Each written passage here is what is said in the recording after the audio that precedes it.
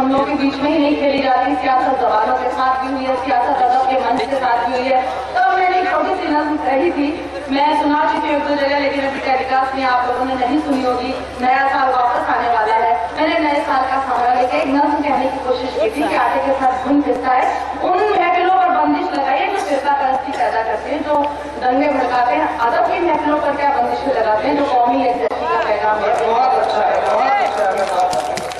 सुनिएगा कि कैलेंडर ही बदलते हो, कभी किरदार ही बदलो। कैलेंडर ही बदलते हो,